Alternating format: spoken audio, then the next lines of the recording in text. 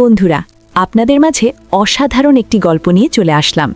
গল্পটি না টেনে শেষ পর্যন্ত দেখুন, তাহলে আপনি অনেক মজা পাবেন। আমাদের নতুন নতুন ভিডিও পেতে আমাদের চ্যানেলটিকে সাবস্ক্রাইব করুন এবং কমেন্ট করে জানিয়ে দিন কোন ধরনের গল্প আপনি পছন্দ করেন। চলুন বন্ধুরা, গল্পটি শুরু করি। কয়েক রাতে আমার স্বামী বাড়িতে ফেরেনি।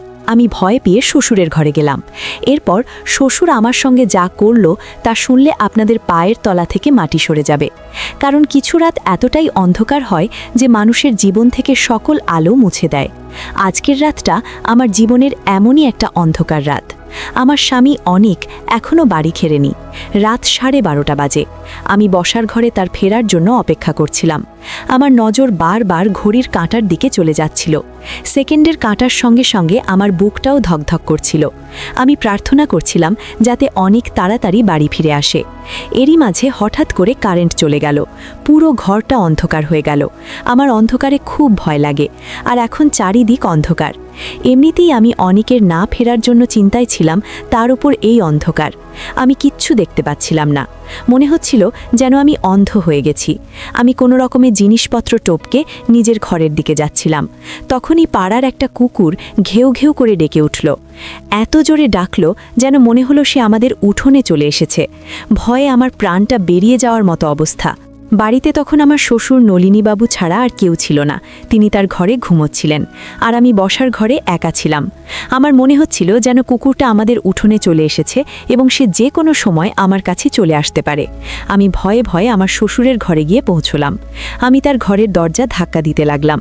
যখন ঘরের দরজাটা খুলল তখন আমি ভয়ে কাঁপছিলাম। আমি বলি, বাবা, আমার মনে হচ্ছে আমাদের উঠোনে একটা কুকুর ঢুকে পড়েছে। আমার খুব ভয় করছে। আমি কি আপনার ঘরে আসতে পারি? আমি এত ভয় পেয়ে গিয়েছিলাম যে আমার মাথা কাজ করছিল না। তাই হয়তো আমি একটা ভুল পদক্ষেপ নিয়ে ফেলি। আমার শ্বশুরমশাই আমার হাত ধরে টেনে আমাকে ঘরের ভেতরে নিয়ে আসেন। তারপর ঘরের দরজাটা বন্ধ হয়ে যায়। আর তারপর আমার সঙ্গে যা হয়। একজন স্ত্রী যদি তার স্বামীর থেকে কম সুন্দর হয় তাহলে সে সব সময় হীনমন্যতায় ভোগে। আজকাল আমার সঙ্গে সেটাই হচ্ছে। অনেক একটা খুব সুন্দর দেখতে যুবক। আমিও দেখতে খারাপ ছিলাম না, কিন্তু আমার গায়ের রংটা সামান্য একটু চাপা ছিল। এই কথাটা আমাকে বিয়ের একদিন পরেই আমার শ্বশুর মশাইয়ের মুখ থেকে শুনতে হয়। সকালে যখন আমি নাশতা খেতে ঘর থেকে বেরিয়ে আসি তখন বাড়িতে অনেক আত্মীয়স্বজন ছিল। খাবার টেবিলে আমার শ্বশুর মশাইয়ের সঙ্গে তার বোনেরাও বসেছিল।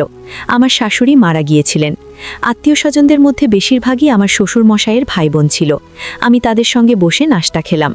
আমার শ্বশুর মশাই সবার সঙ্গে আমার পরিচয় করিয়ে দিলেন। তিনি খুব খোশ মেজাজে ছিলেন। কিছুক্ষণ পর সব আত্মীয়রা তাদের বাড়ি ফিরে গেল। তখন বাড়িতে শুধু আমি আর আমার শ্বশুর মশাই ছিলাম। আমার বিবাহোত্তর অনুষ্ঠানে এখনো অনেকটা সময় বাকি আছে। আমার শ্বশুরমশাই আমার জন্য চা বানিয়ে আনেন। তিনি বলেন, আমি ভাবলাম আমার বৌমা খুব ক্লান্ত, তাই আমি তার জন্য চা নিয়ে এলাম। তিনি আমার পাশে সোফায় বসে পড়লেন আর চায়ের কাপটা আমার হাতে ধরিয়ে দিলেন। তিনি বলতে লাগলেন, অনেক এমনিতে খুব ভালো ছেলে, সে আমার সব কথা শোনে। তুমিও মেয়েটা ভালো, কিন্তু আরও ভালো হতো যদি তোমার গায়ের রংটা একটু ফর্সা হতো। ওই যে কথায় বলে না, বসেই হয় যাকে সবসময় কাছে পেতে ইচ্ছে করে। তার কথা শুনে আমি একটু অস্বস্তি বোধ করছিলাম। আমি তাকে বললাম, আমি আপনার কথা ঠিক বুঝতে পারলাম না। তিনি বলেন, গতকাল রাতে অনেক ঘরের বাইরে এসেছিল। আমিও তখন জল খেতে উঠেছিলাম, তাই আমার তার সঙ্গে দেখা হয়ে যায়। সে আমাকে বলে, বাবা, তুমি ইপসিতার মধ্যে কি এমন দেখেছিলে? তুমি তো জানতে যে আমার সুন্দরী মেয়ে পছন্দ। তুমি অন্তত আমার পছন্দের মানটা রাখতে পারতে। এইসব কথা শুনে আমার মনটা খুব খারাপ হয়ে যায়। তবে অনেক গতকাল রাতে আমার সঙ্গে কোনো খারাপ ব্যবহার করেনি। সে এমন কোনো কথাও বলেনি। সে বরং আমার প্রশংসাই করছিল। তবে হ্যাঁ, আমার মনে আছে যে অনেক রাত 3টে নাগাদ একবার ঘরের বাইরে বেরিয়েছিল। কিছুক্ষণ পর আবার ফিরেও এসেছিল। আমি হাঁ করে শ্বশুর মশাইয়ের মুখের দিকে তাকিয়ে রইলাম। তিনি আমাকে বলেন, আমি বুঝতে পারছি তোমার এই কথাগুলো শুনতে ভালো লাগছে না। আমি গতকাল অনেককে খুব বকেছি আর বলেছি সে যেন ভুলেও তোমাকে এসব কথা না বলে। সে তোমাকে এরকম কোনো কথা তো বলেনি?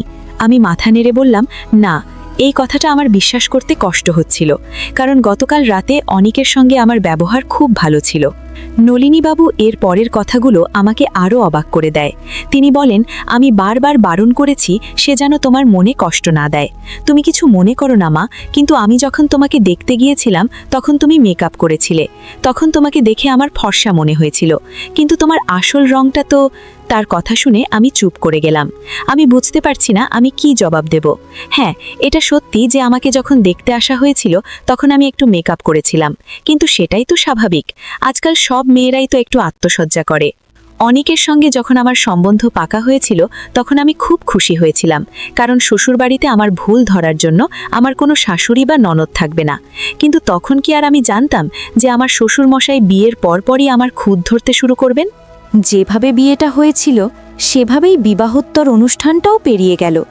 বিয়ের পরের দিন থেকেই আমি রান্নাঘরের কাজ করা শুরু করে দিয়েছিলাম, কারণ বাড়িতে শুধু আমার শ্বশুরমশাই আর আমার স্বামী থাকতো। এমনিতে আমার শ্বশুরমশাই খুব ভালো ছিলেন, আমার সঙ্গে খুব ভালোভাবে কথা বলতেন, কিন্তু তিনি অনিকের ব্যাপারে যেসব কথা বলতেন সেসব শুনতে আমার ভালো লাগতো না। অনিক অফিসে যাওয়ার পরেই বাবা আমার ঘরে চলে আসতেন। আমি তখন অনিকের ফেলে রাখা জিনিসপত্র গোছাতে ব্যস্ত থাকতাম।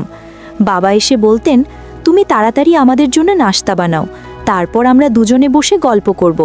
তিনি আমার সঙ্গে বন্ধুর মতো কথা বলতেন। আমি তাকে এটাও বলতে পারতাম না যে আমি খুব ক্লান্ত, একটু বিশ্রাম নেব। কিন্তু চিন্তার বিষয় এটাই যে বাবা সব সময় আমার সঙ্গে ছায়ার মতো লেগে থাকতেন। আমি যখন রান্নাঘরে থাকতাম তখন তিনি সেখানে এসে হাজির হতেন। আমি যখন রান্না করতাম তখন তিনি বলতেন, এভাবে নয়, এভাবে বানাও, অনিকের এই খাবারটা পছন্দ, এটা নয়। এমনিতেই তুমি দেখতে ভালো নাও, তার ওপর যদি স্ত্রীর দায়িত্বটাও ভালো করে পালন না করতে পারো তাহলে স্বামীর মন জিতবে কি করে? মাঝে মাঝে আবার বলতেন, তুমি রুটিটা গোল করে বেলতে পারো না, অনিক তো তোমার রুটি দেখেই খাবার ছেড়ে উঠে যাবে। সব সময় যদি কেউ কারোর মাথার ওপর চেপে থাকে তাহলে সেটা একসময় বিরক্তিকর হয়ে ওঠে। আমিও বাবার উপর বিরক্ত হতে শুরু করেছিলাম। একদিন এমন একটা ঘটনা ঘটল যা আমাকে আরও বিচলিত করে তোলে। একদিন আমার শ্বশুর নলিনীবাবু বলেন, অনিক কখনো তোমাকে কোথাও ঘুরতে নিয়ে যাবে না, কিন্তু আমি জানি তোমারও ঘুরতে ইচ্ছে করে। তুমিও অনেক স্বপ্ন নিয়ে এই বাড়িতে এসেছো, চলো তুমি তৈরি হয়ে নাও, আমি তোমাকে ঘুরতে নিয়ে যাব, আমরা শপিং করতে যাব। বাবা আমার সঙ্গে আমার শাশুড়ির মতোই ব্যবহার করতেন, আমার সব কাজে ভুল ধরতেন, বলতেন অনিকের এটা পছন্দ নয়, ওটা পছন্দ নয়। আমার বাজারে যেতে ইচ্ছে করছিল না, তাই আমি বাবাকে বললাম, আজকে ছেড়ে দিন। কিন্তু তবুও তিনি আমাকে জোর করে বাজারে নিয়ে গেলেন। তিনি বললেন, আমি তোমাকে একটা সুন্দর জামা কিনে দেব যেটা পরে তুমি খুব সুন্দর দেখাবে। তিনি আমাকে মলে নিয়ে গেলেন আর বললেন, তোমার পছন্দ মতো একটা শাড়ি তুমি কিনে নাও। আমি কালো রঙের একটা শাড়ি পছন্দ করলাম, কিন্তু বাবা বললেন, এমনিতেই তোমার রঙটা খুব কালো, তার উপর তুমি যদি কালো রঙের জামা পরো তাহলে তোমাকে ভূতের মতো দেখাবে। তিনি আমার জন্য একটা হালকা রঙের শাড়ি পছন্দ করলেন, যেটা আমার একদম পছন্দ হয়নি, কিন্তু আমি চুপ করে লইলাম। তিনি বলেন যে এই রঙটা পরে তোমাকে ভালো দেখাবে। আমি যখন শ্বশুরমশাইয়ের সঙ্গে কথা বলছিলাম তখন আমি দেখলাম পাশের দোকানে অনিককে একটা অন্য মেয়ের সঙ্গে। বাবাও সেটা দেখতে পেলেন। অনিকের সঙ্গে যে মেয়েটা ছিল সে বেশ সুন্দর দেখতে ছিল। বাবা বলতে লাগলেন, দেখেছো, আমি বলেছিলাম না অনিকের সুন্দরী মেয়ে খুব পছন্দ, সে যেখানে সৌন্দর্য দেখে সেখানেই চলে যায়। অনিক সেই মেয়েটার সঙ্গে খুব হেসে হেসে কথা বলছিল। এটা দেখে আমার চোখে জল চলে আসে। আমি ওখান থেকে কিছু না কিনেই চলে আসি। আমার খুব রাগ হচ্ছিল, মনে হচ্ছিল সব কিছু তছনছ করে দিতে। আমি ভাবতে লাগলাম যে অনিক কেমন ছেলে, সে আমাকে বলে সে আমাকে ভালোবাসে আর বাইরে গিয়ে সে অন্য মেয়ের সঙ্গে ঘুরছে। আমার শ্বশুর নলিনীবাবু বলেন, আমি কখনোই চাই না তোমার ঘর ভেঙে যাক মা, তবে ছেলেরা একটু স্বাধীনচেতা হয়, বিশেষ করে এমন ছেলেরা যারা সৌন্দর্য দেখে পাগল হয়ে যায়।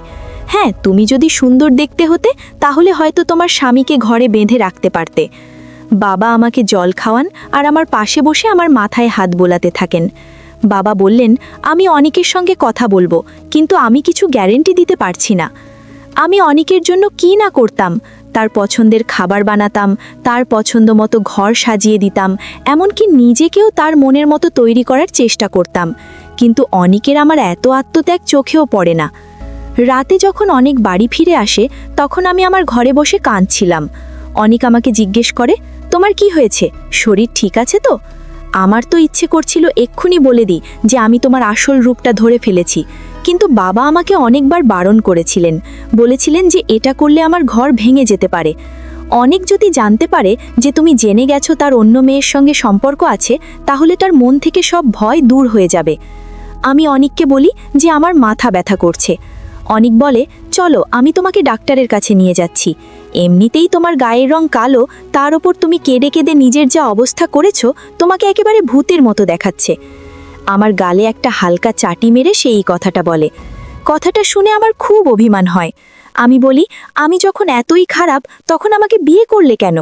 আমার কথা শুনে অনিক আমার দিকে তাকিয়ে থাকে, তারপর একটু হেসে বলে, আমার অনেক বড় ভুল হয়ে গেছে, কিন্তু কি আর করা যাবে, ভুল যখন হয়েছে তখন তোমাকে সহ্য করতেই হবে। এই বলে সে হেসে হেসে আমার পাশে এসে বসে, আমার হাতটা ধরে বলে, আমি মজা করছিলাম, চলো তোমাকে ডাক্তারের কাছে নিয়ে যাই। কিন্তু আমি জানতাম যে সে মজা করছিল না। হয়তো আমার শ্বশুরমশাই তাকে বারণ করেছে, তাই সে তার মনের কথাটা বলেও সেটাকে মজা হিসেবে উড়িয়ে দেয়। আমি আমার হাতটা অনেকের হাত থেকে সরিয়ে নিই আর বলি, আমি কোথাও যাব না, আমার মাথা ব্যথা করছে, আমি ওষুধ খাবো আর ঠিক হয়ে যাব। এই বলে আমি ঘর থেকে বেরিয়ে চলে যাই। কিন্তু আমার মনটা খুব খারাপ হয়ে যায়। স্বামী যদি তার স্ত্রীকে ভালো না বাসে আর সব সময় তার খুঁত ধরে, তাহলে একসময় স্ত্রীরও তার স্বামীর প্রতি ভালোবাসা কমে যায়। অনিকের প্রতি আমার টান আস্তে আস্তে কমতে শুরু করেছিল। একদিন আমার শ্বশুর নলিনীবাবু বলেন যে তাদের পরিবারের একজনের বিয়ে আছে, তাই আমাকে তৈরি থাকতে বলেছিলেন।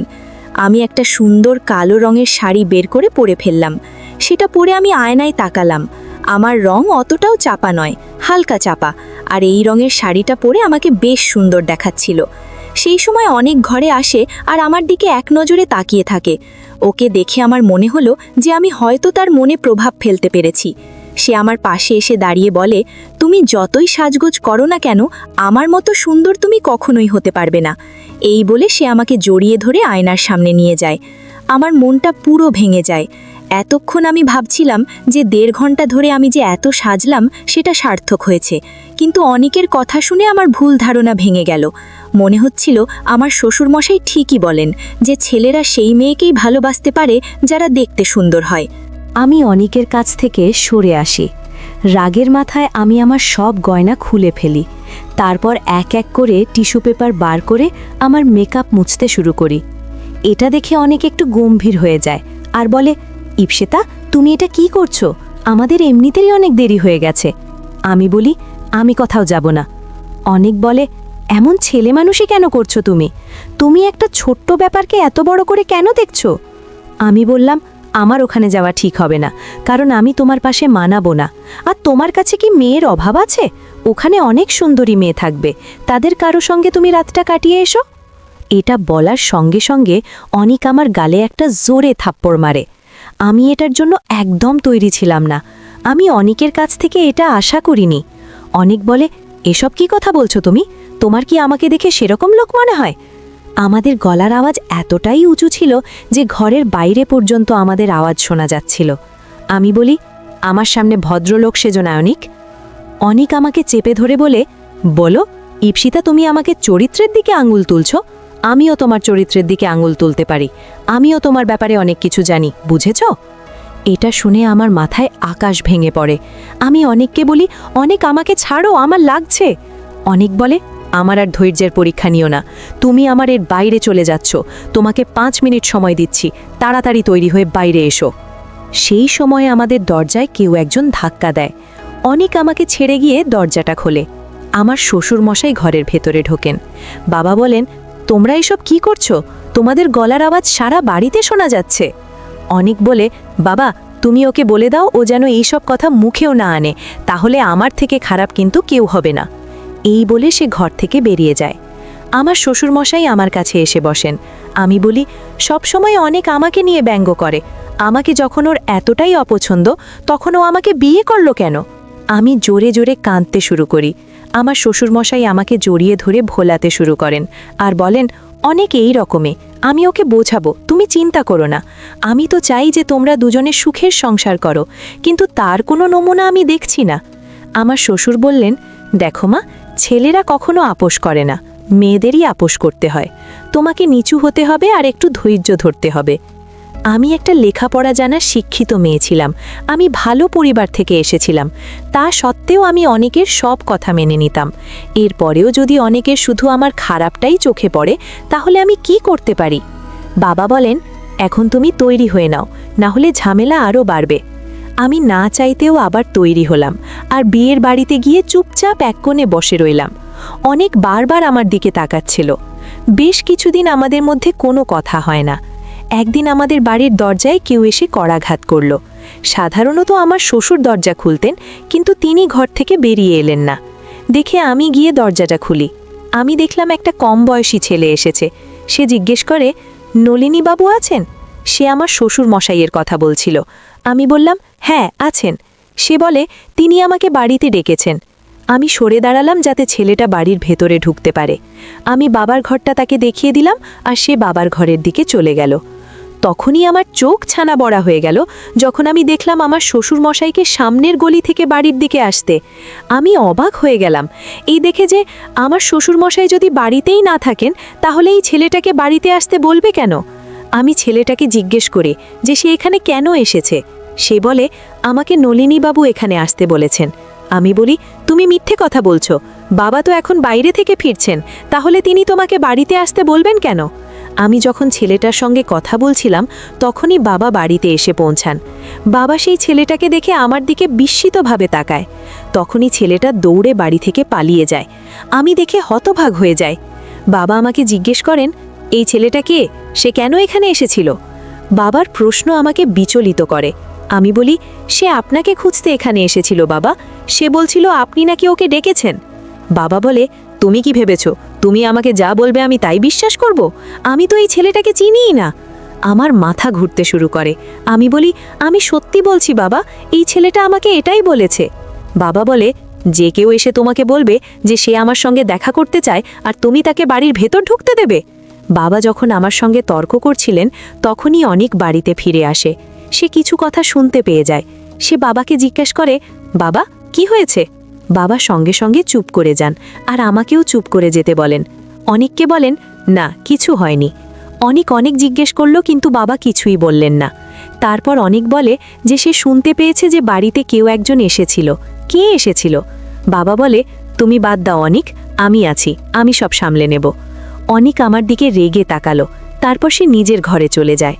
অনিকের যাওয়ার পর বাবা বলেন, ওকে কিছু বলার দরকার নেই, আমি চাই না তোমাদের মধ্যে আবার ঝামেলা হোক। এই ঘটনার কয়েকদিন পরেই একটা রাতে অনেক বাড়িতে ফিরতে দেরি করে। আমি খুব চিন্তা করছিলাম আর তখনই লাইটটাও চলে যায়। আমি বাধ্য হয়ে আমার শ্বশুরমশাইয়ের ঘরে গিয়ে উপস্থিত হই। কিন্তু যেই আমি আমার শ্বশুরমশাইয়ের ঘরে ঢুকি আমার মনে হলো কেউ আমাকে জড়িয়ে ধরল। আমি বুঝতে পারছিলাম না সে কে। আর ঠিক সেই সময় লাইটটা জ্বলে ওঠে। আমি দেখি আমার শ্বশুরমশাই বিছানায় শুয়ে আছেন আর যে আমাকে জড়িয়ে ধরে আছে সেই ছেলে যে আমার শ্বশুরমশাইয়ের খোঁজে আমাদের বাড়িতে এসেছিল। আমি ভয় পেয়ে গেলাম। ওই ছেলেটার হাত থেকে নিজেকে ছাড়ানোর চেষ্টা করছিলাম।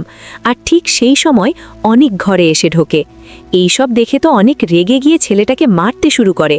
তখন আমার শ্বশুরমশাই উঠে বসে বলেন, এই ছেলেটা আর তোমার বউ দুজনে মিলে আমাকে অজ্ঞান করে দিয়েছিল, ভালো হয়েছে তুই এদেরকে হাতে নাতে ধরতে পেরেছিস। আমি অবাক হয়ে বলি, বাবা আপনি এসব কি বলছেন? বাবা বলেন, অনেক, তোকে আমি আগেই বলেছিলাম এই মেয়েটাকে বিয়ে না করতে, আমার ভাইয়ের মেয়েকে বিয়ে করতে বলেছিলাম, কিন্তু তুই তো আমার কথা শুনলি না, তুই নিজের ইচ্ছে মতো কাজ করলি। এবার দেখলি তো এই মেয়েকে বিয়ে করার নমুনা। এবার আমি আমার শ্বশুরমশাইয়ের সব ষড়যন্ত্র ধরতে পারলাম। ছেলেটা তো পালিয়ে গেল। মনে হয় আমার শ্বশুরমশাই তাকে টাকা দিয়ে এখানে এনেছিল আমার বদনাম করার জন্য, আমাকে অনেকের চোখে ছোট করার জন্য। অনেক আমার বাবাকে ফোন করে বলে আমাকে এসে নিয়ে যেতে, কিন্তু আমি অনেককে সব কথা বলে দিই। আমি বলি, তোমার বাবাই আমাকে তোমার নামে খারাপ কথা বলতো, তিনি আমাকে ভুল বুঝিয়েছিলেন, এতে আমার কোনো দোষ নেই, আমি ভগবানের দিব্যে দিচ্ছি, আমি ওই ছেলেটাকে চিনি না। অনেক বলে, ঠিক আছে, আমি কাল ওই ছেলেটাকে খুঁজে বের করব আর তারপর তার মুখ থেকে সব সত্যি কথা বের করব। যদি প্রমাণিত হয় যে তুমি মিথ্যে কথা বলছো তাহলে আমি তক্ষুনি তোমাকে ডিভোর্স দেব। দুদিন পরে অনেক ওই ছেলেটাকে খুঁজে বের করলো আর তাকে মেরে তার থেকে সব সত্যি কথা বের করে নিল। সে আমার শ্বশুরমশাইয়ের সব ষড়যন্ত্র ফাঁস করে দিল। অনেক আমাকে তার এক বন্ধুর বিয়েতে দেখেছিল আর আমাকে দেখে তার খুব পছন্দ হয়েছিল, তাই সে তার বাবার কাছে জেদ ধরেছিল যাতে তিনি আমার বাড়িতে বিয়ের প্রস্তাব নিয়ে আসেন। কিন্তু আমার শ্বশুরমশাই চেয়েছিলেন অনেকের বিয়ে তার ভাইয়ের মেয়ের সাথে দিতে। তিনি এই সব ষড়যন্ত্র এই জন্য করেছিলেন যাতে অনেক আমাকে ছেড়ে তার ভাইয়ের মেয়েকে বিয়ে করে। কে বলে যে শুধু শাশুড়িরাই বৌমাদের বিরুদ্ধে ষড়যন্ত্র করে? এই কাজটা মাঝে মাঝে কিছু শ্বশুরও করে থাকেন।